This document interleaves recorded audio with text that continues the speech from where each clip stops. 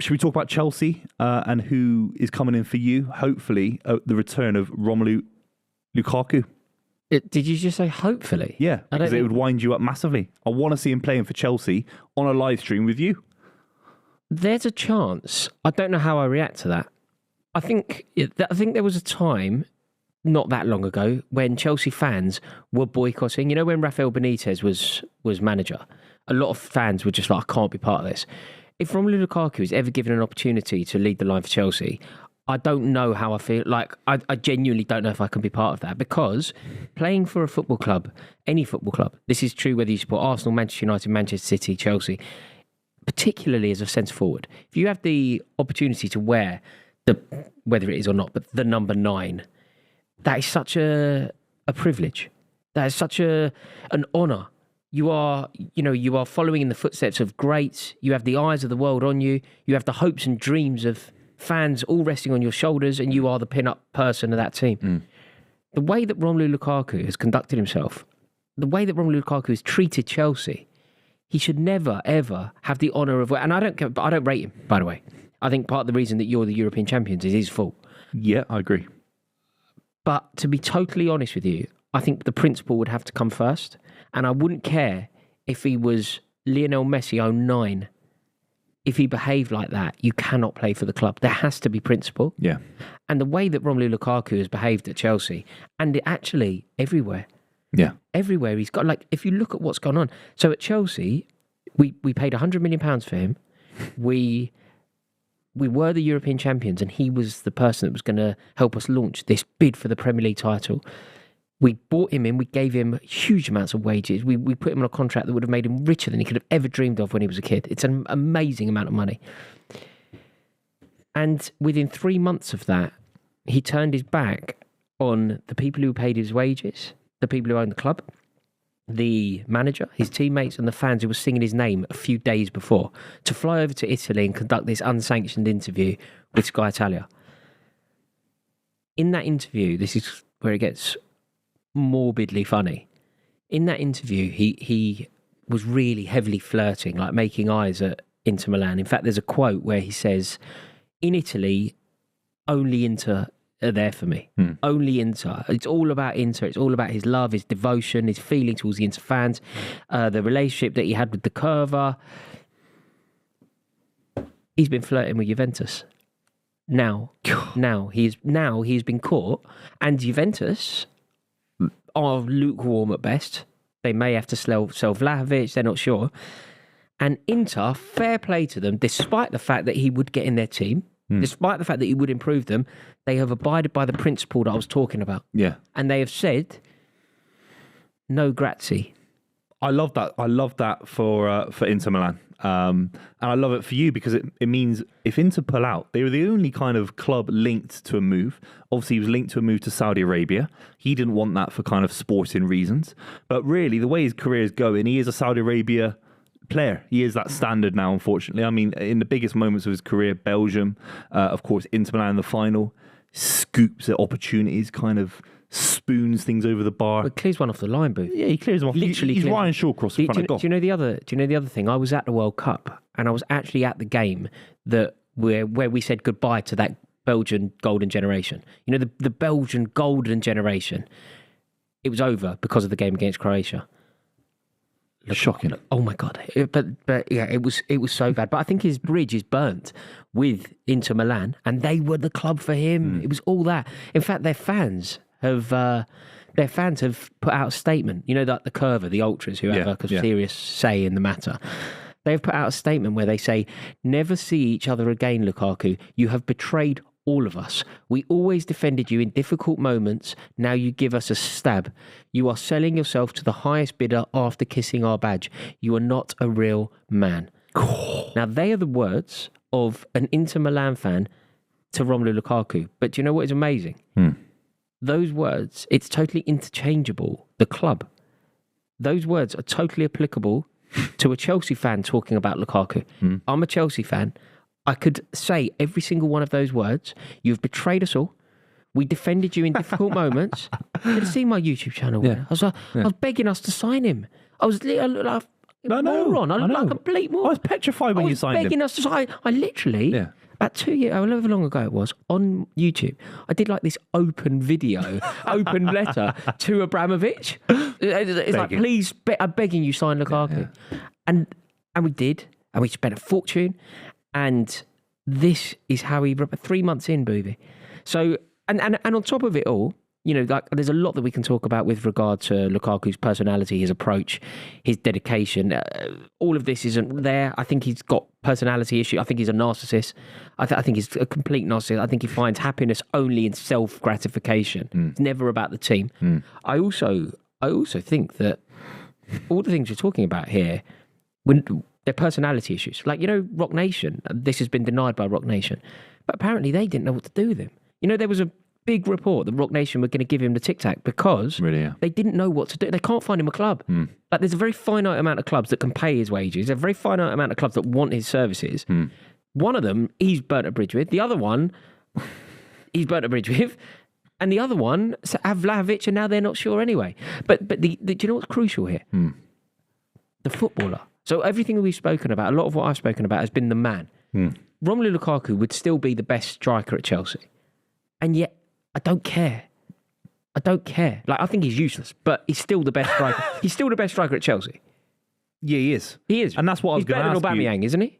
Oh, he's miles better. And I think he's better than Jackson. He's better than Fofana. Yeah. Now, some strikers just need the right setting. He was unplayable at Inter Milan. That's the reason you did the open video crying your heart out to Abramovich for 100 million quid to be spent on him. Because it's not because it came out of thin air. No. He was unplayable in Inter Milan. The only question I've got then, take your Chelsea hat off. I know it's hard. Yeah. It's a very, very hard question to ask. Does Pochettino see an opportunity to put an arm around him, get him lean? I think he needs to lose. I know it's easy for me to say that, but I just look at it as a football fan. He needs to lose a little bit of weight to look lean in the Premier League, to be mobile. Is there a player there that Poch can put an arm around? He's got nothing to lose, Poch. I don't think so. I don't think it will be him. So there's two strikers that we could say this about for Pochettino. He could look at Aubameyang and do the same thing. I think it would be a very bad move to do it to Lukaku, to try and make Lukaku his guy, because Pochettino, I've been very impressed with the way that he's handled himself. I've been very impressed by the way that he conducts himself. He's a manager, proper. You know, he dresses right, says the right thing, talks well, has status. The antithesis, in fact, of Graham Potter. He just looks right. He is Chelsea. He just looks good. Yeah. But the second that it goes wrong for Pochettino, the Tottenham link will come. Honestly, if you're at Stamford Bridge and Chelsea are 2-0 down against Liverpool, it will be very much this Tottenham. Did you Tottenham? It will be. Yeah. It will be that. It will always be that. It's always been the way. Of course, yeah. The other. So what Pochettino doesn't need is Lukaku leading the line, because that will already upset people.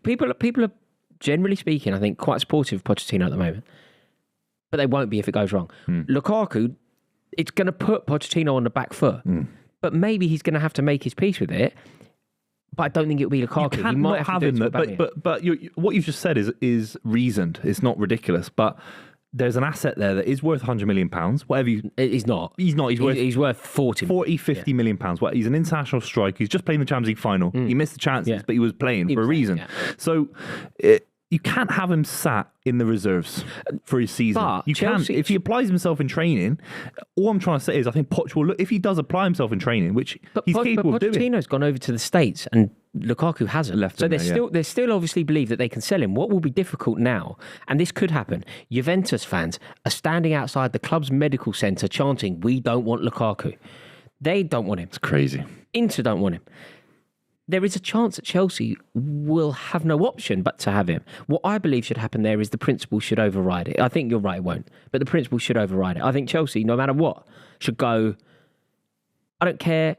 Your conduct means you don't get the privilege of leading the line for Chelsea. Yeah. But that's fantasy. If he is the best option, if he is the best player for Chelsea, I think Chelsea fans and football fans in general are quite fickle. He scores a hat-trick against Liverpool, people will chant his name. I never would, but people will chant his name. But I don't think we can go into a season where he's the best striker at the club. But you still are. That's the. No, he isn't today. He one season scored 9 goals. I mean, do you know what I mean? These numbers are shocking. Fofana obviously barely got a kick last season. Do you not think there has to be another one? Yeah. Look, if the world's open to any idea, if you're Chelsea, you go and try and sign Osimhen from Napoli. If that's It's something reality, like that. Maybe not even as good. Like, but there's nothing in it Lukaku- for Osimhen. For Osimhen to come to Chelsea, like, there's literally nothing in it. I can't see why Osimhen would come to Chelsea. Do you know? I had a look. Chelsea's team flew off to the States, and you know when I was looking, mate, there's a lot of faces. Who are these people? Shocking. Yeah, I know. I'm worried. The picture on the plane. I'm sure people will now be using this as a thing to have like a pop at me. But I'm going to be totally straight with you. The picture that Chelsea took of their squad on the plane. I think I knew 12. Yeah, no, I knew 12 of them. I saw Sterling in there. Fair play. England. I recognised Enzo Fernandez. But I was looking at this squad. I was like, who are these people? Like, crazy. I genuinely don't know. Yeah. So, you know, if you are Victor Osimhen, one of the most sought after, coveted, and you look at the holes in different teams, like there's a massive gaping Osimhen-shaped hole at Real Madrid. Yeah. There's a massive gaping Osimhen-shaped hole at Man United. What's he going to get on that plane for? But you know what I mean? It's that link in it. You know, you need a striker. There's only 3 or 4 available in world football at that level. I think we need another one. We definitely need another striker, right? You need a lot now. You need a lot. Yeah, we need a lot. We need a lot. You need religious help. But whatever the answer, how much can you get? whatever the answer is never Romelu Lukaku. That's my point. But Poch might have to sit there and say, No, but do you know what? He's training well. Principle. He's leaned up. Principle. Yeah, but principle don't exist. Why not? Because Carlos Tevez plays for Man United, wins Champions League, goes to little old Man City. You know, Peter Schmeichel wins everything with Man United. Comes to there's so many. Sol Campbell, there's so many. But do you not I think the think Lukaku that... situation is a lot less than Sol Campbell. It's a lot less than a lot of these. No, it's worse. It's for worse. Real Madrid. It's worse though. I don't think it is. No, it's worse because that's just moving. That's a transfer. That's a transfer. What Lukaku did, he was a Chelsea player and he betrayed us from within. Yeah, I think players have called out the club. Like Rory Keane did that, didn't he? Once, at the end of his career at Man United. So I think there's a world where beggars can't be choosers. That's the issue that I think you're not seeing. Huh? I'm not a beggar. No, but Chelsea are next season. Start the season with, I'm sorry, Nick Jackson. Ooh. We're gonna have to cut that. No, do you not? That should be our chant for him, don't you think?